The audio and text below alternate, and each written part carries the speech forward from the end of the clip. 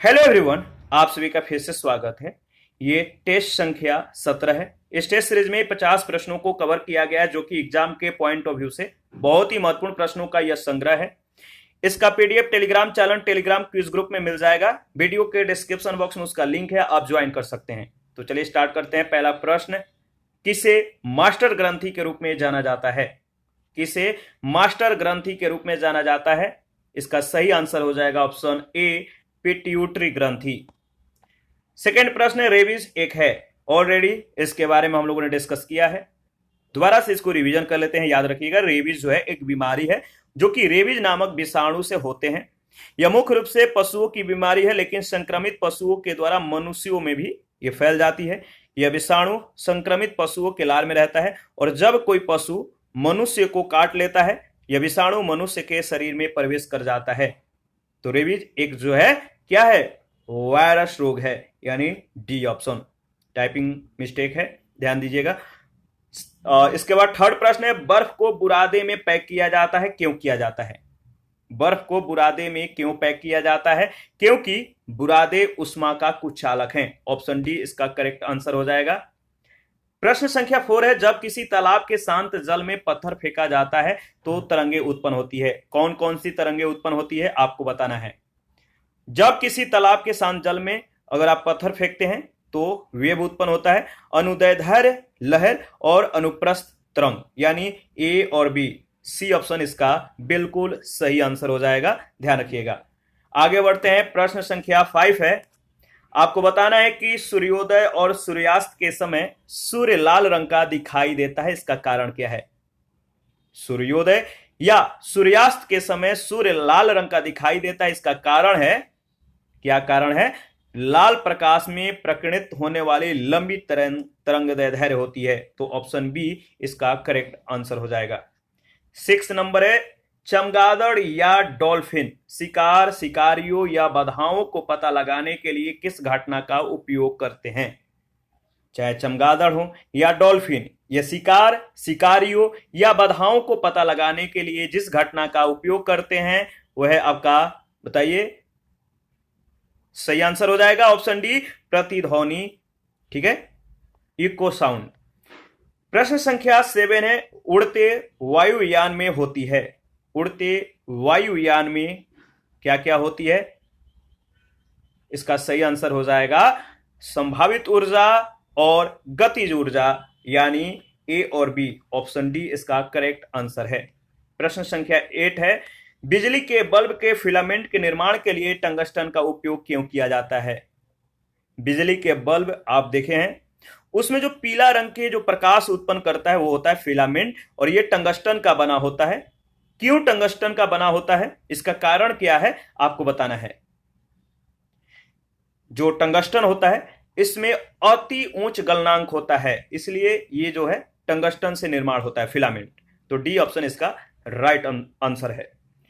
9 number है, निम्नलिखित राज्य भारत में टीन का उच्चतम उत्पादक है। वह कौन सा राज्य है जो टीन का उच्चतम उत्पादक है? इसका सही आंसर क्या हो जाएगा आपको बताना है।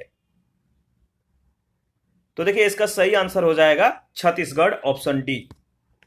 प्रश्न संख्या 10 है, कश्मीरियों की घाटी, जो कश्मीर की घाटी है, निम्नलिखित श्रेणियों के बीच स्थित है। कश्मीरियों की जो घाटी है निम्नलिखित श्रेणी के बीच स्थित है। किस श्रेणी के बीच स्थित है कश्मीर की घाटी? तो याद रखिएगा, इसका सही आंसर हो जाएगा जास्कर और पीर पंजाल के बीच। 11 नंबर है, नर्मदा बचाओ आंदोलन के नेता कौन है? नर्मदा बचाओ आंदोलन के नेता हैं Medha Patkar, option B. 12 number है, सियाचिन ग्लेशियर निम्नलिखित श्रेणी में स्थित है। सियाचिन का जो ग्लेशियर है किस श्रेणी में स्थित है आपको बताना है। इसका सही आंसर हो जाएगा ऑप्शन ए, काराकोरम। 13 नंबर है, पूर्वी घाट की सबसे ऊंची चोटी कौन सी है? पूर्वी घाट की सबसे ऊंची चोटी कौन सी है? याद रखिएगा, सही आंसर है महेंद्रगिरी। 14 नंबर, आपको बताना है चिपको आंदोलन के रूप में जाना जाता है। चिपको आंदोलन के रूप में जाना जाता है किस आंदोलन को? तो याद रखिएगा, चिपको आंदोलन के रूप में जनजातीय आंदोलन को जाना जाता है। तो बी ऑप्शन इसका करेक्ट आंसर हो जाएगा। 15 नंबर है, भारत का सबसे बड़ा हिमनद कौन सा है? भारत का सबसे बड़ा हिमनद है option C, Siachen glacier. 16 number, Bhagirathi और अलकनंदा के संगम पर स्थित है। भागीरथी और अलकनंदा के संगम पर बताइए स्थित है देवप्रयाग। ऑप्शन बी इसका बिल्कुल करेक्ट आंसर है। 17 नंबर है, भारत का सबसे बड़ा विंड फार्म स्थित है। पवन फार्म भारत का सबसे बड़ा जो है ये कहां पर स्थित है? तो देखिए, भारत का सबसे बड़ा विंड फार्म स्थित है तमिलनाडु। ऑलरेडी इसके बारे में हम लोगों ने डिस्कस किया था। आप लोग कमेंट बहुत कम करते हैं। शरावती जल विद्युत परियोजना कहां पर स्थित है? किस राज्य में है आपको बताना है। शरावती जल विद्युत परियोजना का जो स्थानीय है, किस राज्य में ये स्थापित है? तो इसका सही आंसर हो जाएगा कर्नाटक, ऑप्शन बी। प्रश्न संख्या 19 है, भारत की 2011 के जनगणना के अनुसार निम्नलिखित में से किस केंद्र शासित प्रदेश में सबसे अधिक लिंगानुपात था? भारत की 2011 के जनगणना के अनुसार निम्नलिखित में से किस केंद्र शासित प्रदेश में सबसे अधिक लिंगानुपात था? तो इसका सही आंसर क्या है आप बताइए। इसका सही आंसर है पुडुचेरी, ऑप्शन बी। प्रश्न संख्या 20 है, भारत की आयातित वस्तु की वर्तमान सूची में कौन सी वस्तु सबसे ऊपर है? भारत की आयातित वस्तु की वर्तमान सूची में कौन सी वस्तु सबसे ऊपर है? इसका जवाब आपको मालूम है, आप बताइए। ऑलरेडी इसको हम लोगों ने डिस्कस कर लिया है। इसका सही आंसर हो जाएगा petroleum crude, D option. 21 number है, निम्नलिखित में से दक्षिण से उत्तर की ओर हिमालय पर्वतमाला का कौन सा क्रम सही है? निम्नलिखित में से दक्षिण से उत्तर की ओर हिमालय पर्वतमाला का कौन सा क्रम सही है? बताइए, क्रम आपको बताना है। तो देखिए, काराकोरम, लद्दाख, जास्कर और पीर पंजाल, यानी ऑप्शन ए इसका करेक्ट आंसर हो जाएगा। रिपीट कर देता हूं, ध्यान दीजिएगा। काराकोरम दक्षिण से उत्तर की ओर आपको जो है सही करना है। तो काराकोरम, इसके बाद लद्दाख, जास्कर और लास्ट में पीर पंजाल आ जाएगा। तो ए ऑप्शन करेक्ट ऑप्शन है। देखिए, नेक्स्ट है 22 नंबर, मुकुट मणिपुर बांध निम्नलिखित में से किस नदी पर स्थित है? मुकुट मणिपुर बांध निम्नलिखित में से किस नदी पर स्थित है? तो इसका सही आंसर हो जाएगा ऑप्शन डी, कंसाबाती, कंसाबाती। 23 नंबर है, भारत की केंद्र सरकार के द्वारा जून 2014 में शुरू किया गया नमामि गंगे कार्यक्रम किससे संबंधित है? भारत की जो केंद्र सरकार है 2014 में नमामि गंगे कार्यक्रम शुरू किया था। यह कार्यक्रम किससे संबंधित है आपको बताना है। तो सही आंसर हो जाएगा स्वच्छ गंगा के लिए राष्ट्रीय मिशन। किससे संबंधित है? तो स्वच्छ गंगा के लिए, गंगा को साफ करना। 24 नंबर है, चंद्रमा और पृथ्वी के व्यास का अनुपात लगभग कितना है? बताइए, चंद्रमा और पृथ्वी के व्यास का अनुपात लगभग कितना है? इसका सही आंसर क्या होगा? इसका सही आंसर हो जाएगा 24 का सी ऑप्शन, 1:4। 24 का सी याद रखिएगा। 25 नंबर है, दक्षिण गंगा यानी दक्षिण की जो गंगा है, दक्षिण गंगा के रूप में जानी जाने वाली दक्षिण भारत की सबसे बड़ी नदी कौन सी है? दक्षिण गंगा या दक्षिण की गंगा, इस नाम से जानी जाने वाली दक्षिण भारत की सबसे बड़ी नदी कौन सी है? या दक्षिण गंगा के रूप में किस नदी को जानते हैं? यह भी प्रश्न हो सकता है। तो इसका सही आंसर हो जाएगा गोदावरी। गोदावरी जो है यह दक्षिण गंगा के नाम से मशहूर है। 26 नंबर है, सलाल पन बिजली परियोजना किस नदी पर स्थित है? सलाल पन बिजली परियोजना किस नदी पर स्थित है? तो याद रखिएगा, ये झेलम नदी पर है। ऑप्शन ए करेक्ट ऑप्शन है। आगे बढ़ते हैं 27 नंबर, सॉरी ये था 26, बाय मिस्टेक 26 ही है। तो वसंत विषुव होता है, वसंत विषुव कब होता है आपको बताना है। तो देखिए बसंत विषु जो होता है वो होता है 23 सितंबर को। ऑप्शन सी इसका करेक्ट आंसर है। राजस्थान में खेतड़ी परियोजना किसके उत्पाद के लिए प्रसिद्ध है? राजस्थान में खेतड़ी परियोजना किसके उत्पादन के लिए प्रसिद्ध है? याद रखिएगा, खेतड़ी जो परियोजना है ये कॉपर के लिए प्रसिद्ध है। इसका सही आंसर हो जाएगा 28। भारत में खाद्य सुरक्षा का जो अधिकार है किस प्रकार का अधिकार है आपको बताना है। भारत में खाद्य सुरक्षा का जो अधिकार है वो एक किस प्रकार का अधिकार है? याद रखिएगा, खाद्य सुरक्षा का जो अधिकार है एक मौलिक अधिकार है। ऑप्शन ए इसका सही आंसर है। 29 नंबर, सरकारिया आयोग की रिपोर्ट निम्नलिखित में से किससे संबंधित है? ये बहुत ही महत्वपूर्ण प्रश्न है और इस प्रश्न को ऑलरेडी हम लोगों ने डिस्कस किया है। सरकारिया आयोग की जो रिपोर्ट है किससे संबंधित है?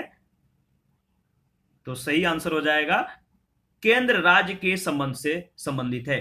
केंद्र यानी सेंटर और स्टेट रिलेशनशिप, इसके लिए इस आयोग को गठित किया गया था। 30 नंबर है, भारतीय संविधान में किस मौलिक अधिकार में अस्पृश्यता का उन्मूलन शामिल है? आपको कमेंट करके बताना है कि किस आर्टिकल में अस्पृश्यता का जो है संबंध, अस्पृश्यता से संबंधित जो है दिया गया है, किस आर्टिकल में है। तो भारतीय संविधान के किस मौलिक अधिकार में अस्पृश्यता का उन्मूलन शामिल है? आर्टिकल आपको बताना है किस आर्टिकल में इसके बारे में दिया गया है। तो इसका फिलहाल में जो 30 नंबर का जो प्रश्न है इसका जो उत्तर होगा वो हो जाएगा समानता के अधिकार के अंतर्गत अस्पृश्यता का उन्मूलन जो है शामिल किया गया है। और आपको जो है कमेंट करके बताना है कि इसका जो आर्टिकल है वो कौन सा आर्टिकल है अस्पृश्यता से संबंधित। आगे बढ़ते हैं। 31 है, आपको बताना है कि ग्राम न्यायालय अधिनियम के संदर्भ में निम्नलिखित में से कौन सा कथन सही है? ग्राम न्यायालय अधिनियम के संदर्भ में निम्नलिखित में से कौन सा कथन सही है? पहला कथन है, अधिनियम के अनुसार ग्राम न्यायालय केवल दीवानी मामलों की सुनवाई कर सकते हैं, आपराधिक मामलों की नहीं। दूसरा है, अधिनियम स्थानीय सामाजिक कार्यकर्ताओं को मध्यस्थों या समाधानकर्ताओं के रूप में अनुमति देता है। दो कूट है, दो स्टेटमेंट है, नीचे दिए गए कूट से आपको उत्तर बताना है कौन सा सही आंसर हो जाएगा। इन दोनों में से जो सत्य कथन है वो बताइए कौन सा है। देखिए इसमें जो दूसरा कथन है बिल्कुल सही है, केवल बी। 32 नंबर है, भारतीय संविधान का निम्नलिखित में से कौन सा अनुच्छेद कानूनी समानता से संबंधित है, अर्थात कानून के समक्ष समानता का अधिकार दिया गया है? इसका सही आंसर क्या हो जाएगा आप बताइए। भारतीय संविधान का निम्नलिखित में से कौन सा अनुच्छेद कानूनी समानता से संबंधित है, अर्थात कानून के समक्ष समानता का अधिकार दिया गया है? वो है आर्टिकल 14। याद रखिएगा, बहुत ही महत्वपूर्ण प्रश्न है। 33, एक केंद्र शासित प्रदेश के प्रशासन के लिए अनुदार कौन है जिनकी अपनी निर्वाचित विधानसभा नहीं है? एक केंद्र शासित प्रदेश के प्रशासन के लिए अनुदार कौन है जिसकी अपनी निर्वाचित विधानसभा नहीं है? वो है आपका, याद रखिएगा, बहुत ही महत्वपूर्ण प्रश्न है। सही जवाब है राष्ट्रपति, ऑप्शन डी। 34, सुप्रीम कोर्ट ने एलजीबीटीक्यू समुदाय के पक्ष में आईपीसी की धारा को खत्म कर दिया। वो धारा कौन सी है आपको बताना है। सुप्रीम कोर्ट ने एलजीबीटीक्यू समुदाय के पक्ष में आईपीसी की किस धारा को खत्म कर दिया है? वो धारा है आईपीसी की धारा 377। बहुत ही महत्वपूर्ण प्रश्न है, याद रखिएगा। आगे बढ़ते हैं। प्रश्न संख्या 35 है, प्रशासनिक जवाबदेही को लागू करने के लिए कार्यकारी नियंत्रण का एक उदाहरण कौन सा है? प्रशासनिक जवाबदेही को लागू करने के लिए कार्यकारी नियंत्रण का एक उपकरण कौन सा है? तो सही आंसर हो जाएगा नियुक्ति और निष्कासन, ऑप्शन डी इसका करेक्ट आंसर है। 36 है, हमारे संविधान के अनुसार भारत जो एक है वो क्या है? हमारे संविधान के अनुसार भारत जो है एक धार्मिक राज्य है या एक धर्मनिरपेक्ष राज्य है या एक पूंजीवादी राज्य है या एक प्लूटोक्रेटिक राज्य है? तो हमारे संविधान के अनुसार भारत जो है एक धर्मनिरपेक्ष राज्य है, यानी ऑप्शन बी इसका सही आंसर हो जाएगा। 37 है, रिट उच्च न्यायालय या सर्वोच्च न्यायालय दोनों के द्वारा जारी किया जाता है जब एक निचली अदालत ने, याद रखिएगा वह कौन सा रिट है जो उच्च न्यायालय या ये कह सकते हैं कि उच्च न्यायालय, रिट जो है उच्च न्यायालय या सर्वोच्च न्यायालय दोनों के द्वारा जारी की जाती है। लेकिन वो रिट कौन सी है जो उच्च न्यायालय के द्वारा जारी किया जाता है? जब एक निचली अदालत ने एक मामले को अपने अधिकार क्षेत्र से परे माना है। वो रिट आपको बताना है कौन सी है जो उच्च न्यायालय के द्वारा जारी किया जाता है जब एक निचली अदालत ने एक मामले को अपने अधिकार क्षेत्र से परे माना है। वो रिट है आपका प्रोहिबिशन, यानी सी ऑप्शन। 38 नंबर है, वन को भारत के संविधान में 7वीं अनुसूची में दी गई है। आपको बताना है किस सूची में यह सूचीबद्ध किया गया है। वन को भारत के संविधान के 7वीं अनुसूची में दी गई। 3 अनुसूचियां हैं 7वीं अनुसूची में। आपको बताना है कि वन जो है किस सूची में सूचीबद्ध है। इसका सही आंसर हो जाएगा जो वन है इसका संबंध संघ सूची से है, यानी ऑप्शन ए इसका करेक्ट आंसर है। 39 है, संविधान की 10वीं अनुसूची जो है किससे संबंधित है? 10वीं अनुसूची में क्या दिया गया है आपको बताना है। संविधान की 10वीं अनुसूची का जो संबंध है वह है दल बदल अधिनियम से। ऑप्शन ए इसका बिल्कुल सही आंसर है। आगे बढ़ते हैं, प्रश्न संख्या 40 है। आपको बताना है कि ब्रिटिश इंडिया के निम्नलिखित में से किस अधिनियम ने सामूहिक कामकाज के स्थान पर विभाग या विभागीय पद्धति के द्वारा वायसराय की कार्यकारी परिषद पर उनके प्राधिकार को और जो है अधिक बल प्रदान किया? ब्रिटिश इंडिया के निम्नलिखित में से किस अधिनियम ने सामूहिक कामकाज के स्थान पर विभाग या विभागीय पद्धति के द्वारा वायसराय की कार्यकारी परिषद पर उनके प्राधिकार को और अधिक बल प्रदान किया? वह अधिनियम कौन सा है आपको बताना है। वह अधिनियम है भारतीय परिषद अधिनियम 1861। 41 है, संविधान 73वां संशोधन अधिनियम 1992 जिसका उद्देश्य देश में पंचायती राज संस्थाओं को बढ़ावा देना है, निम्नलिखित में से किसके लिए प्रावधान करता है?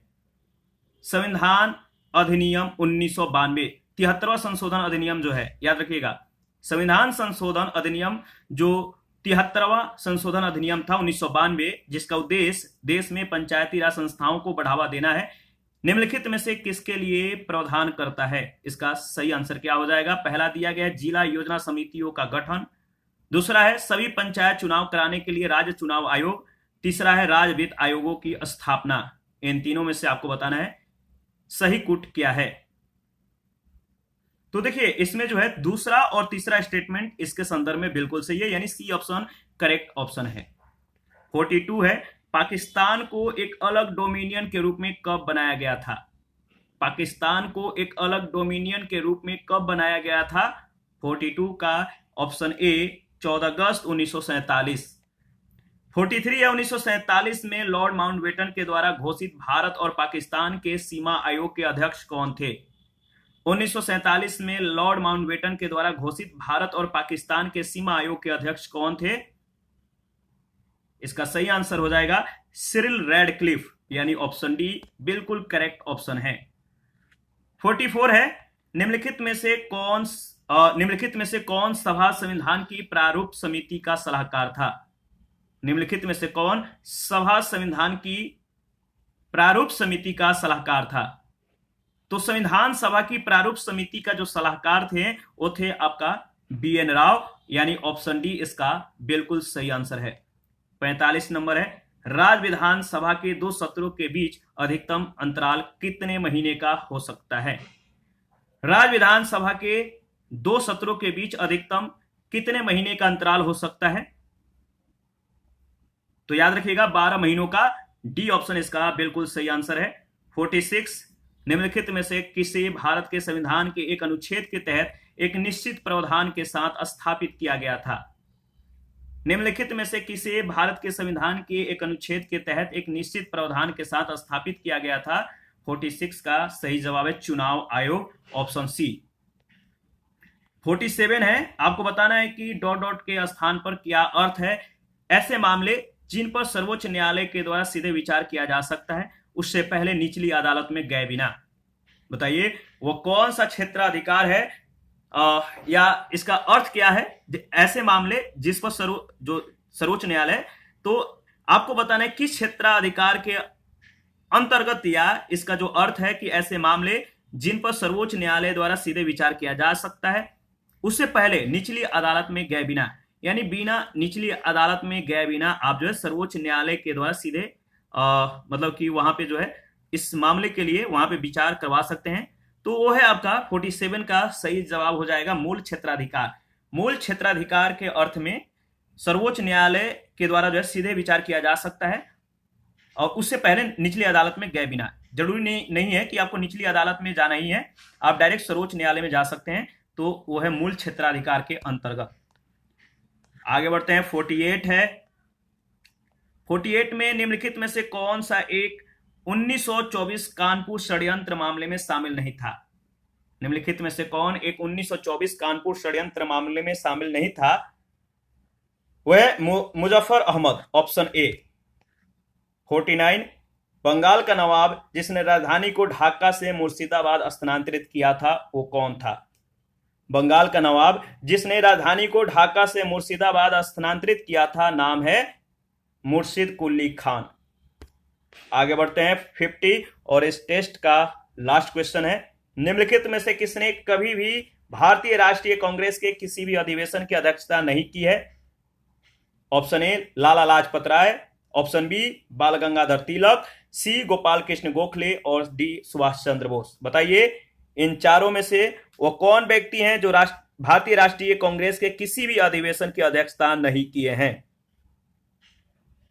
इसका सही आंसर हो जाएगा, बहुत ही महत्वपूर्ण प्रश्न है, इसका सही आंसर है लाला लाजपत राय। इसी के साथ आज का सेशन समाप्त करते हैं। यहाँ पे कुछ महत्वपूर्ण लिंक दिए गए हैं, यूट्यूब चैनल का, टेलीग्राम चैनल का, क्विज ग्रुप का, फेसबुक पेज, इंस्टाग्राम का, और लास्ट में आंसर की दिया गया है। आप ऑफलाइन में टेलीग्राम चैनल से या टेलीग्राम क्विज ग्रुप से जो है पीडीएफ को प्राप्त करके आप ऑफलाइन में प्रैक्टिस कर सकते हैं। तो पहले आप वीडियो को रिवाइज कीजिए, इसके बाद प्रैक्टिस कीजिएगा। अभी के लिए इतना ही। आप अपना प्रतिक्रिया जरूर दीजिए, आपके प्रतिक्रियाओं का हमें बेसब्री से इंतजार रहता है। थैंक यू, मिलते हैं नेक्स्ट सेशन में।